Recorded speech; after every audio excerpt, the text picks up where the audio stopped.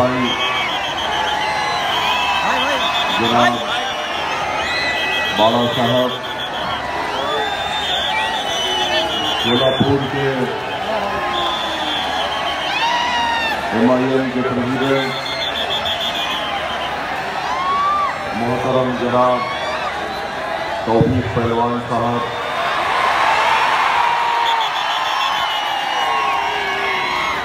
MIM party के MLA जनाब वारिस पठान साहब, जनाब इम्तियाज जलील साहब जो औरंगाबाद पार्लियामेंट के उम्मीदवार भी हैं, और दायित्व पर बैठे हुए वंचित बहुजन आजादी के तमाम उम्मीदवार, कैंडिडेट, जिम्मेदार, मेरी माँ और बहनों, मौजूद हाज़रीन इकराम, बुजुर्गान मिल्लत, नौजवान साथियों, मेरे अजीज दोस्तों और बुजुर्गों, आपको मेरे बड़े भाई जनाब प्रकाश अम्बेडकर साहब को भी सुनना है। मैं चाहता हूं कि यहाँ पर जो सामने जो लोग बैठे हैं थोड़ा खामोशी से मेरी बात सुने, ताकि मैं जो बात आपके सामने बोलने के लिए आया हूँ वो आपके सामने रखूं। और जब आप इस स्टेडियम से निकल कर जाएंगे तो मैं चाहता हूं कि आप एक फिक्र, एक पैगाम, एक मैसेज लेकर जाएं, ताकि जब आपको 18 तारीख को आप वोट डालने जाएंगे तो आप बेखौफ होकर, बगैर किसी ज़हनी उलझन का शिकार हुए, आपका उंगली उठेगी और इंशाअल्लाह ताला इस निशान पर कप और साकर पर आप बटन दबाएंगे। मेरे अजीज दोस्तों और बुजुर्गों, मैं कुछ और तकरीर करने यहाँ पर आया था, मगर जब मैं हैदराबाद से निकला तो रास्ते में मैं एक न्यूज देखा, और वो न्यूज ये थी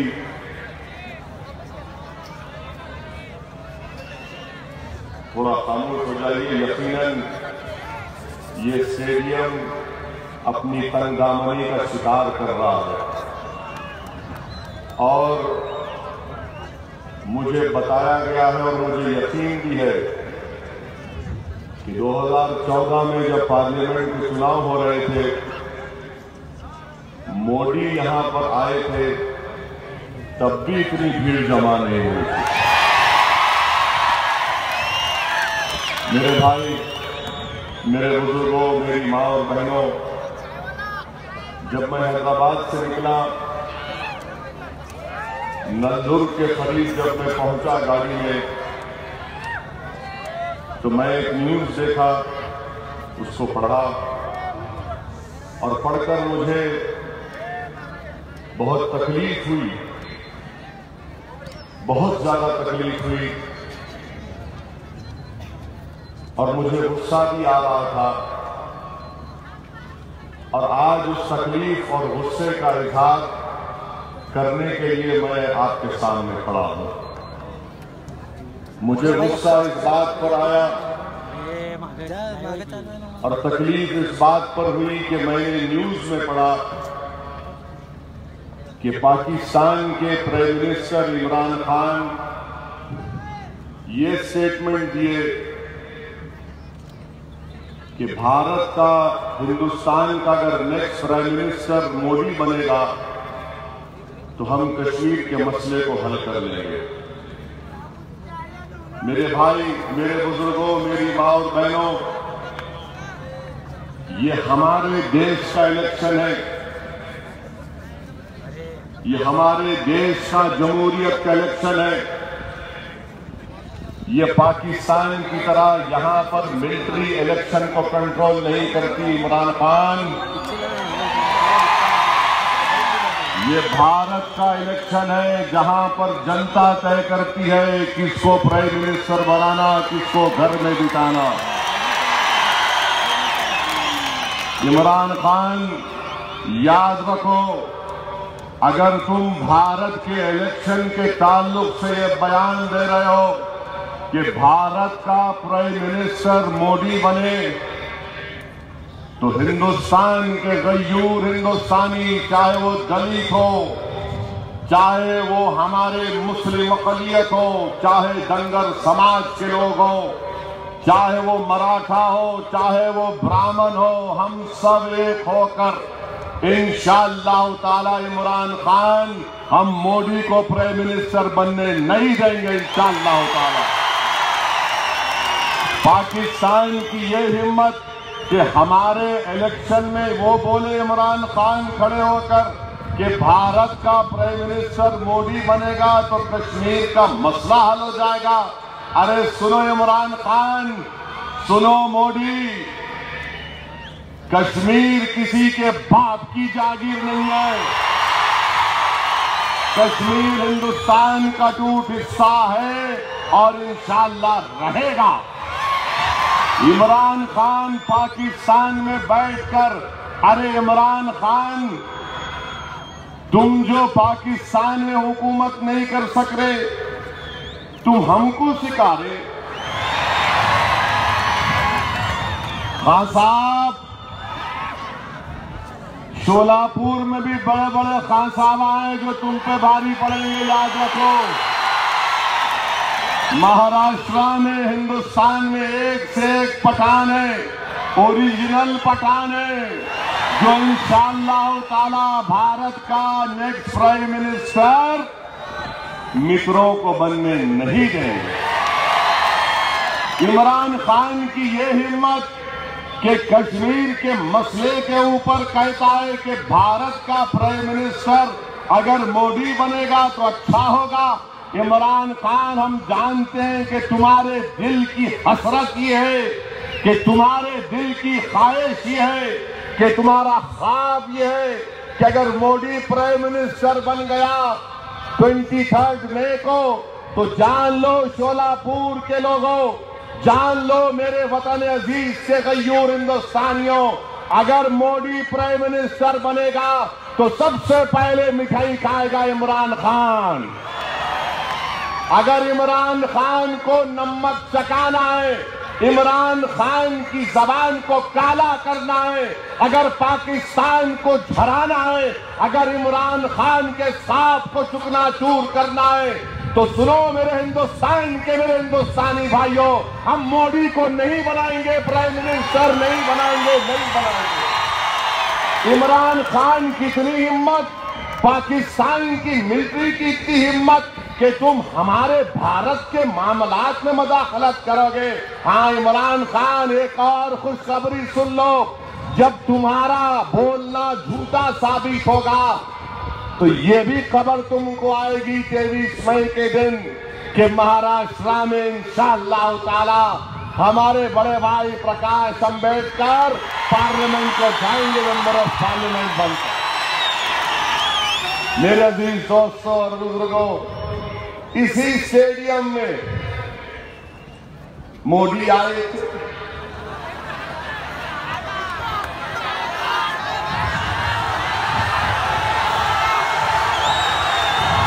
जरा जोर से बोलो,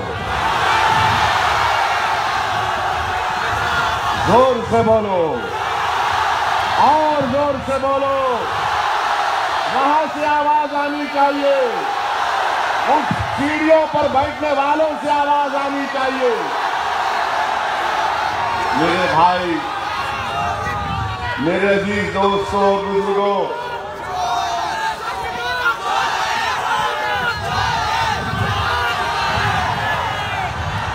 अभी वोट भी डालो जाके। बाला साहब को कामयाब करना आप तमाम की जिम्मेदारी है। आप अंदाजा लगाइए, कि मोदी बोल रहे हैं कि मुझे हराने के लिए अपोजिशन और कांग्रेस और ये तमाम लोग मिलकर, अपोजिशन में हम भी शामिल, और मोदी बोल रहे कि अगर मैं प्रधानमंत्री नहीं बनूंगा, और प्रकाश अंबेडकर साहब को तो नंबर 1 हिट लिस्ट में है मोदी नंबर 1, और मोदी बोल रहे कि अगर मैं नहीं बनूंगा तो पाकिस्तान में मिठाई बटेगी। हिंदुस्तान के वजीर आजम, आपने झूठ बोला।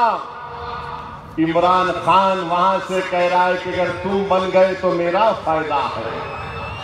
आप अंदाजा लगाइए कि एक पाकिस्तान का प्राइम मिनिस्टर है, एक स्टेटमेंट देता है, और आज दिन भर मोदी की सभाएं हुई, कहीं पर भी मोदी ने इमरान खान के स्टेटमेंट को कंडेम नहीं किया। क्यों मोदी? इमरान खान का बयान क्या आपको पसंद आया? अच्छा लगा? दिल को ठंडक पहुंची? कलेजे को ठंडक पहुंची? अब तुमको रात में नींद अच्छी आएगी कि इमरान खान ने कह दिया कि अगर तुम प्रधानमंत्री बनोगे तो कश्मीर को हल करेंगे। मैं हिंदुस्तान के तमाम गयूर हिंदुस्तानियों से कह रहा हूं, अगर आप में वतन से मोहब्बत है तो इमरान खान के ख्वाब को चूकनाचूर करना पड़ेगा आपको। अगर आप भारत के बेटे और बेटियां हैं तो भारत आपसे मुतालबा करता है, हिंदुस्तान के हिंदुस्तानियों, कि एक पाकिस्तान का वजीर आजम हम हिंदुस्तानियों से कह रहा है, हमारे इलेक्शन में मदाखलत कर रहा है। ये हमारी इज्जत नफ्स के खिलाफ है कि कोई मुल्क बाहर का फॉरेनर हमसे नहीं कह सकता कि भारत का प्रधानमंत्री कौन बनेगा। इंशाअल्लाह ताला जब 23 मई को नतीजा आएगा तो मोदी याद रखो, हम इमरान खान के इस बात को, भारत के 130 करोड़ लोग इमरान खान की इस बात को झूठा साबित करेंगे। महाराष्ट्र के गरीब, दलित, मुसलमान, धनगर समाज के लोग, कोली समाज के लोग इंशाअल्लाह ताला बाला साहिब को अपने खंडों पर बिठाकर दिल्ली लेकर जाएंगे इंशाअल्लाह। मेरे अजीज दोस्तों और बुजुर्गों, दूसरी बात, ये कांग्रेस पार्टी सुधरने वाली नहीं है, याद रखो, नहीं सुधरते। अभी मैं आया शोलापुर तो आते ही इनके पेट में दर्द शुरू हो गया। मीडिया के लोग आ गए, मीडिया के लोग आकर सवाल किए। मैंने कहा पूछो। बोले कि आप बाबा बाला साहिब की तारीफ कर रहे, कहीं कोलैटरल डैमेज तो नहीं हो जाएगा?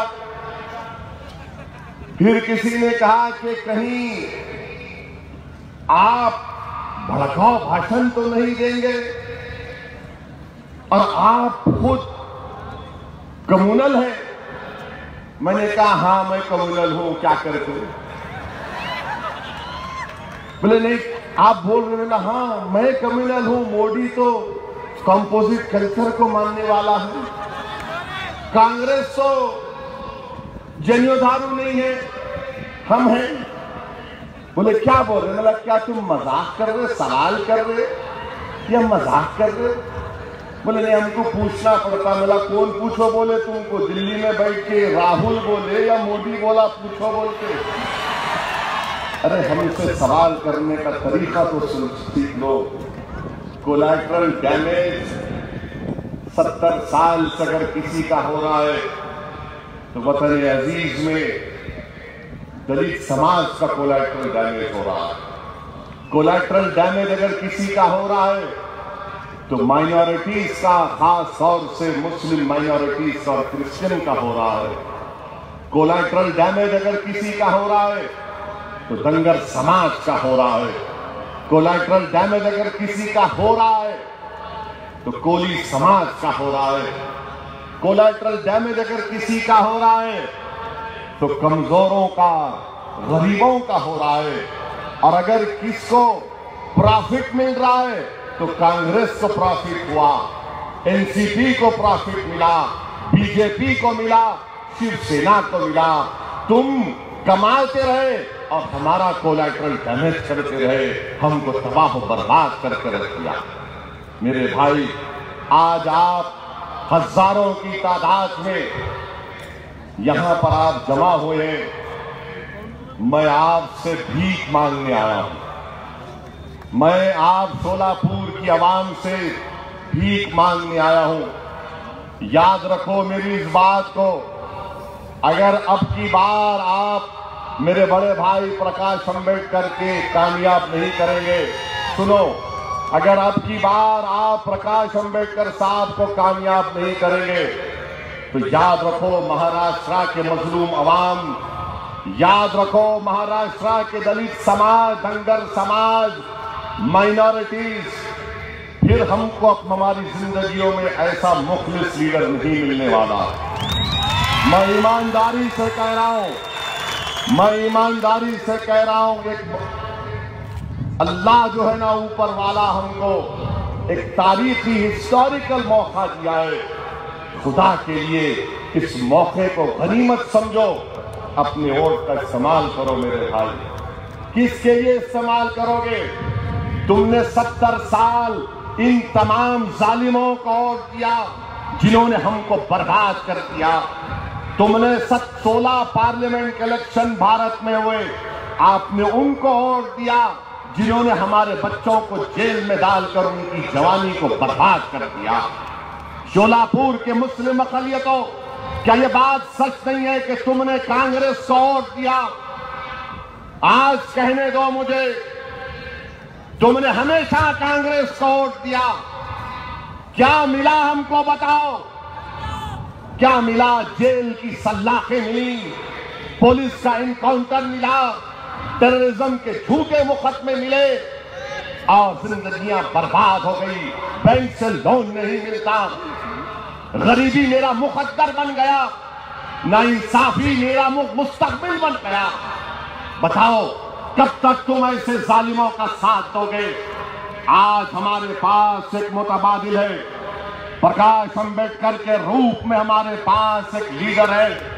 अगर हम इनका साथ देंगे तो इन नाइंसाफियों का खात्मा होगा। तीसरी बात जो मैं आपसे अर्ज करने आया हूं, एक वीडियो चला रहे यहां पर, मेरे बड़े भाई का वीडियो चला रहे, अकोला में क्यों लड़े, वहां पर वो हिदायत है, क्यों लड़े, यहां के क्यों आए, वहां क्यों लड़े? ऐसा वीडियो कांग्रेस वाले चला रहे। सुनो, तुम्हारा बाप तुमको जवाब देने आया,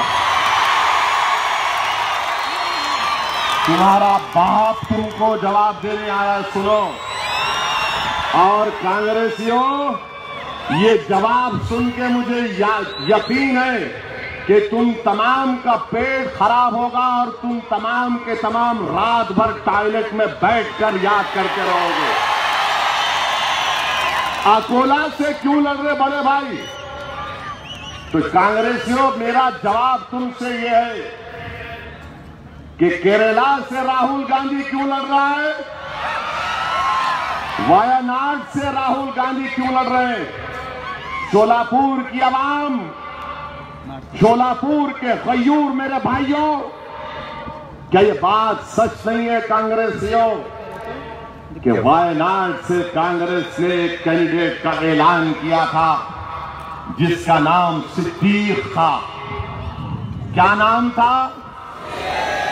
सिद्दीक। उसके नाम को कैंसल करके राहुल गांधी वहां इलेक्शन लड़ रहे हैं। मैं किसी के पार्टी के मामलात में बोलना नहीं चाहता था, मगर याद रखो, अगर तुम प्रकाश अंबेडकर बाबा साहिब के बारे में झूठ बोलोगे तो हम तुम्हारी हर एक लफ्ज का जवाब देंगे। और आज जवाब देने में तुम्हारे सामने खड़ा हूं। क्यों तुमने सिद्दीक का टिकट काटा? केरला से 3 मुसलमान जीत के अब सिर्फ 2 जीत के आएंगे और इंशाअल्लाह दोनों भी मुस्लिम लीग के रहेंगे। तुमने क्यों काटा? वहां पर तुमको सिद्दीक की मोहब्बत याद नहीं आई और हिदायत की मोहब्बत याद आ रही। अरे तुम हिदायत याफ्ता बन जाओ। नाम हिदायत रखने से हिदायत याफ्ता कोई नहीं हो जाता। अगर तुम सिद्दीक को जानते हो तो तुमको मैं कह रहा हूं सच्चाई ये भी है कि वहां पर उसका नाम काटा और वो चले गए वहां पर लड़ने के। अब तुम्हारे पास क्या सवाल है बताओ? क्या सवाल रहेगा तुम्हारे पास जब तुम्हारे सदर के बारे में मैंने कह दिया? इनका आर्गुमेंट 0 हो गया क्योंकि इनके राहुल पे बोल दिए तो इनको बोलते मां क्यों गए, हमको बोलना था। नहीं, हमारी आदत नहीं है। जो तुम्हारा गुरु कंटाल है उसी को बोले। चौथी बात यह है मेरे भाई, देखो आप कुदरत भी हवाएं चला रही है माशाअल्लाह। ये हवा में इसमें आवाज आ रही है। हवा भी सोलापुर की आवाम से कह रही है सुनो हवा को। ये हवा भी कह रही है कि सोलापुर में प्रकाश अंबेडकर की हवा चल रही है, हवा चल रही है, हवा चल रही है। सोलापुर में मोदी की हवा नहीं है, मोदी की हवा नहीं है। सोलापुर में शिंदे की हवा नहीं है। सोलापुर में सिर्फ बाला साहेब की हवा है, हवा है, हवा है। और ये महाराष्ट्र में हवा तूफान का शक्ल अख्तियार करेगी जब औरंगाबाद में इम्तियाज जलील को कामयाब करेगी। मेरे भाई, इनका एक और आर्गुमेंट कि वोट काटेंगे। अरे कब तक बोलोगे यार? काटेंगे काटेंगे काटेंगे काटेंगे। तुम जोड़ रहे? तुम जोड़ने का काम कर रहे? तुम किसको जोड़े बताओ? तुम सिर्फ बड़े बड़े लोग, पवार साहब, अशोक राव साहिब, ये साहिब लोग सिर्फ अपने आप को जोड़ लिए, हमको तोड़ दिए। प्रकाश अंबेडकर गरीबों को जोड़ने का काम कर रहा है, उनको तोड़ने का काम ये लोग कर रहे हैं। ये मिलाने का काम कर रहे हैं और कांग्रेस, एनसीपी, बीजेपी, आरएसएस काटने का काम कर रही है। असल कटवे तो ये लोग हैं। हम जोड़ने वाले हैं, हम दिलों को मिलाने वाले हैं। हम जो भाई, आज एक प्रेस वाले पूछे आप दोनों मिल गए, मिला क्यों, आपकी जल रही? बोले वो क्या बात? मिला हम लोग बरसों पहले बिछड़ गए थे, आज मिले। अब यहां से मिलके रहेंगे इंशाअल्लाह ताला, हर बार मिलके रहेंगे इंशाअल्लाह ताला। बताओ मेरे भाई, ये दोनों भाइयों की जोड़ी कैसी लगी आपको? जरा वहां से आवाज नहीं आ रही, कैसी लगी जोड़ी? जरा खड़े होकर बोलो कैसी लगी जोड़ी? खोल कर बोलो कैसी लगी जोड़ी? हाँ, अब बैठो।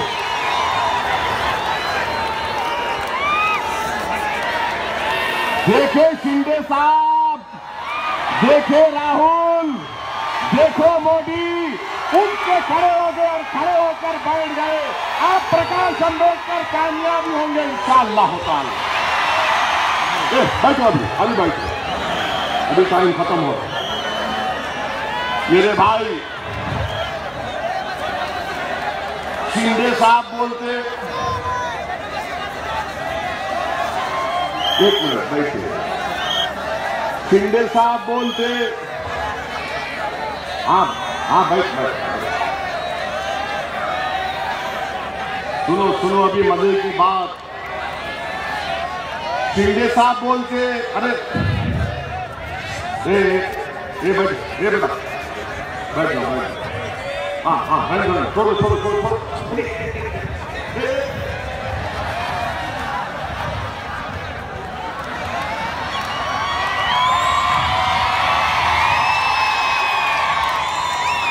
मैं शिंदे साहब से एक सवाल करना चाह रहा हूं।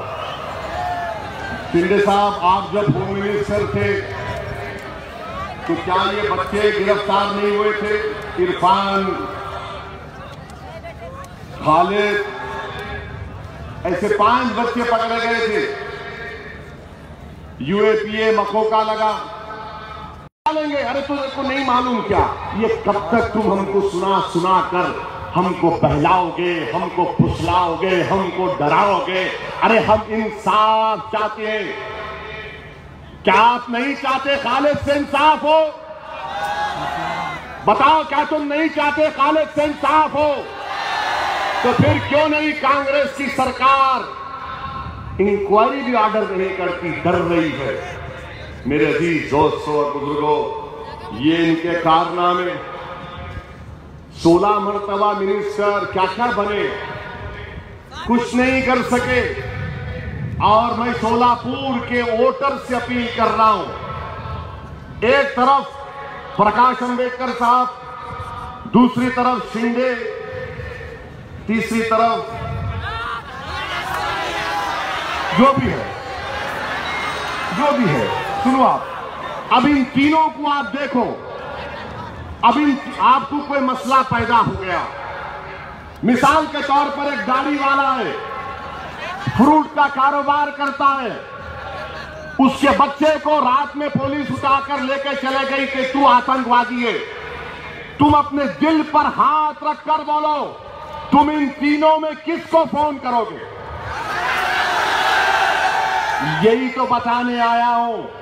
तुम किसको फोन करोगे जिस पे तुमको भरोसा है कि मेरा फोन उठाएगा, मेरे को दिलासा देगा, मेरे लिए लड़ेगा? ये दोनों को फोन करे तो सो जाते, बोलेंगे साहिब को डिस्टर्ब नहीं कर सकते, अभी अभी टॉनिक लेके सो गए, तबीयत खराब होती रात में। और बीजेपी के कैंडिडेट को बोलेंगे तो वो बोलेगा मेरे को फोन किया, मैं भगवान हूं। हाँ, हमको करता है, भगवान को करता है।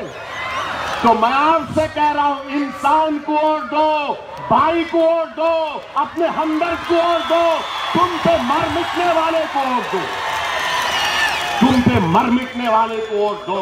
जिंदगी इनकी तुम्हारे सामने है। एक आदमी लड़ रहा है, तकालीफ को बर्दाश्त कर रहा है। आज हमको उनको इनाम देने का टाइम आया।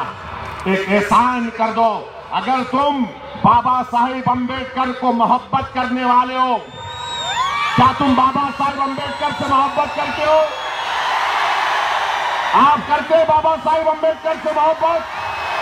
तो तुमको उस मोहब्बत का वास्ता दे रहा हूं, मेरे भाई को कामयाब कर दो, मेरे भाई को कामयाब कर दो। अब मोदी क्या बोल रहे? मोदी बोल रहे सेनाओं के नाम पर वोट मांग रहा है। अरे मोदी, तुमको तो इमरान खान तुम्हारे साथ है और भारत का गरीब, दलित, वंचित समाज के लोग प्रकाश अंबेडकर के साथ हैं।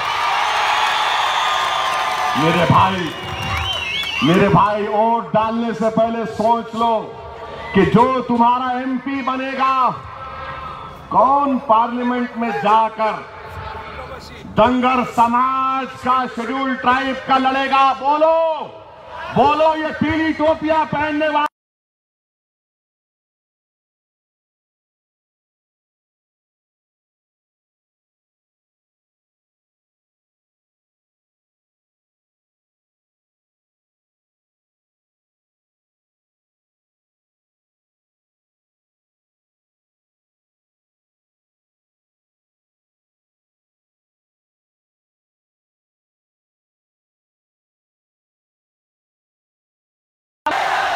अब आपको कर दिखाना है पूरे महाराष्ट्र में। जिसने आपको धोखा दिया, जिसने आपको झूठ बोलकर वोट हासिल किया, हराओ उनको, जमानत जब्त कराओ उनकी, घर में बिठाओ इन लोगों।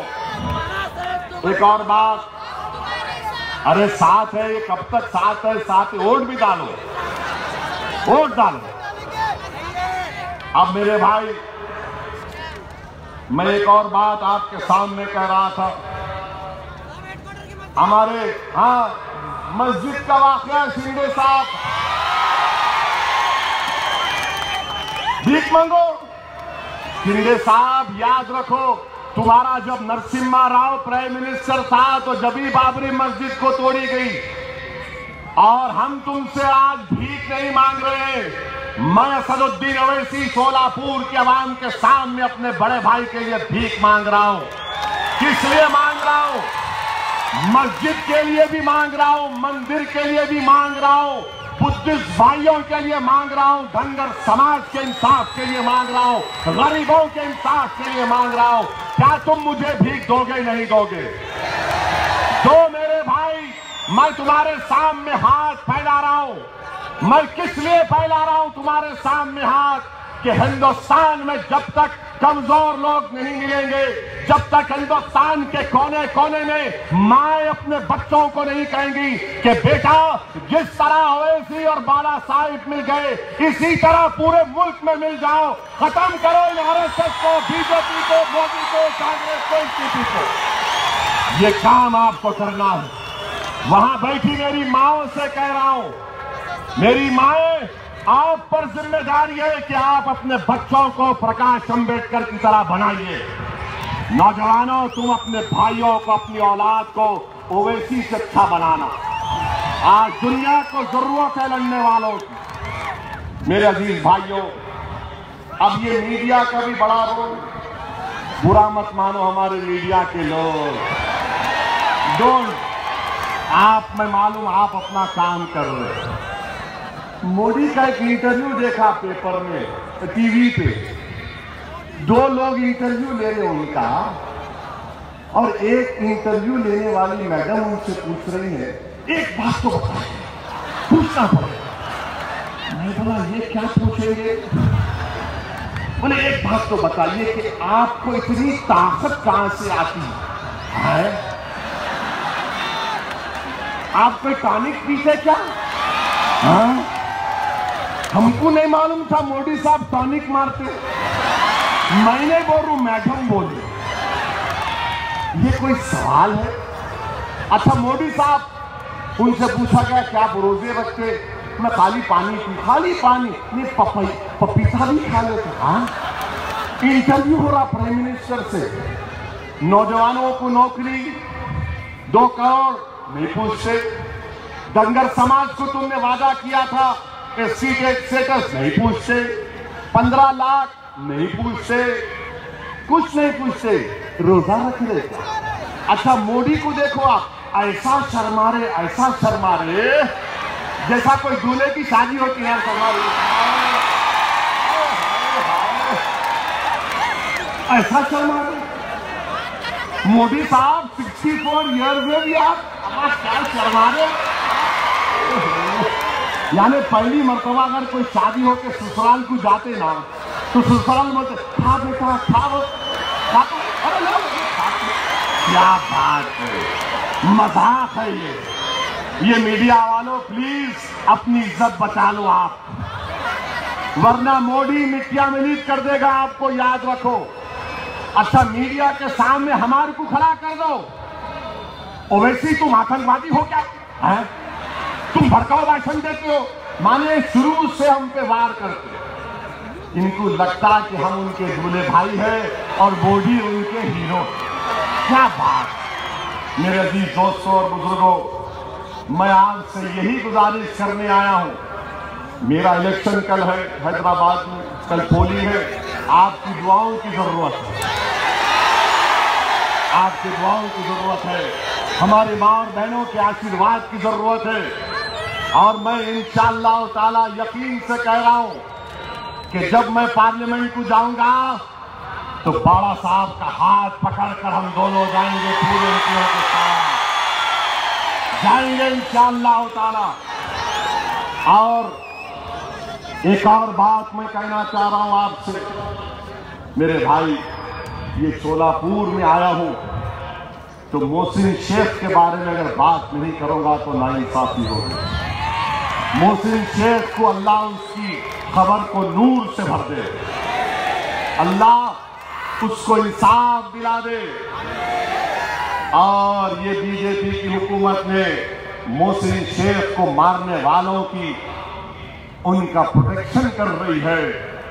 फडणवीस साहब, आप चीफ मिनिस्टर जरूर हैं, मोदी तुम प्रधानमंत्री जरूर हो, मगर याद रखो जब गरीब मरता है ना, और जब उस गरीब की मां अपने नौजवान बेटे या बेटी की लाश को देखकर उसकी आंख से आंसू निकलते हैं, तो इस दुनिया को बनाने वाला अल्लाह उसकी रहमत जोश में आ जाती है कि एक मजलूम और गरीब बेबसी के आलम में पुकार रहा। मेरे भाई, मोहसिन शेख को मत भूलो, इसके लिए इंसाफ दिलाना है। कैसे दिलाएंगे? नारों से दिलाएंगे? आंख से आंसू बहाकर दिलाएंगे? नहीं, वोट डालकर दिलाएंगे। ये सरकार को हटाकर दिलाएंगे। मोहसिन शेख की लाश उस कब्रिस्तान से शोलापुर की आवाम को पुकार पुकार कर कह रही है कि मुझसे अब तक इंसाफ नहीं हुआ। शोलापुर के रहने वालों, मैं भी शोलापुर में पैदा हुआ था, मैं भी इसी सरजमीन में बड़ा हुआ। मैं गरीबी की वजह से पूना में जाकर काम कर रहा था।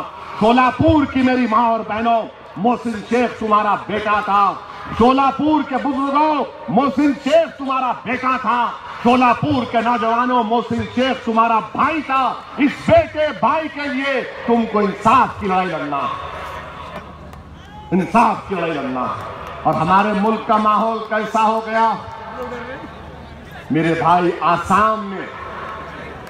आसाम में शौकत अली एक शख्स है।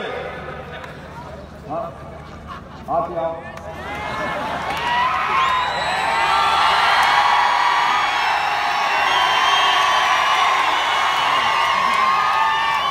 मैं खत्म कर रहा हूं, बाला साहब को बोलना। शौकत अली 70 साल का एक बूढ़ा, आसाम में गाय कशी का कानून नहीं है। शौकत अली को मार मार कर कीचड़ में गिरा कर मारे और उसके मुंह में सूअर डालकर खिला दिया। मुसलमान सूअर नहीं खाता, इस्लाम में हराम है। बताओ मोदी जी, क्या आपने ट्वीट किया? क्या आपने कंडेम किया? मैं भारत के उन तमाम लोगों से अपील कर रहा हूं जिन्हें नाज है हिंदुस्तान पर, जिन्हें नाज है हिंदुस्तान पर, जिन्हें फख्र है तिरंगे पर, जिसे मोहब्बत है संविधान जिसको बाबा साहिब ने बनाया। उठो और बचा लो हिंदुस्तान को, बचा लो इस मुल्क को, वरना याद रखो इस मुल्क में इंसानियत खत्म हो जाएगी, इस मुल्क में हमदर्दी और भाईचारे का खत्म हो जाएगा। इसीलिए अपनी बात को खत्म करूंगा। किसी एक शायर ने बड़ा अच्छा लिखा आखिर में कि जब वोट करो तो याद रखो तुम कौन हो, क्या हो, याद रखो। जिस ईद के दिन इंसान मरे उस ईद के दिन को याद रखो। गौ मांस के शक में मारे गए अखलाक सचा को याद रखो। उस आसिफा अपनी गुड़िया को क्यों मारा गया था याद रखो। तुम इसकी सिसकती आहों को, जख्मों को याद रखो। जब वोट करो तो याद रखो तुम कौन हो, क्या हो, याद रखो। वो हाफिज कुरान जुनैद इस प्यारे जवान को याद रखो। क्यों रेल में सकून बहा, इस हिस्से को याद रखो। अफरोज की बोटी बोटी से बहते लहू को याद रखो। और मारे गए थे पीलू खान, ये बात भी यारो याद रखो। क्यों मिलना नहीं है प्यारे नजीब, क्यों मिलता नहीं है प्यारा नजीब, क्या राज है इसमें याद रखो। जब वोट करो तो याद रखो तुम कौन हो, क्या हो, याद रखो।